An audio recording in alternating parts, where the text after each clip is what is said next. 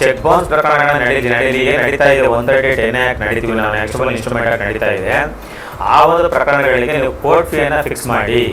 Court ಫೀಯನ್ನು fix ಮಾಡಿದ್ರೆ ನಿಜಕ್ಕೂ ಸಹ ಏನು ಕಾರ್ಯಚಕ್ರಗಳ ಮೇಲೆ ಇಷ್ಟ ಬಂದಷ್ಟು ಹಣವನ್ನು ಹಾಕೊಂಡು ತುಂಬಿಕೊಂಡು ಚೆಕ್ ಕೇಸ್ಗಳನ್ನು ಹಾಕೋದು ಕಡಿಮೆ ಆಗುತ್ತೆ.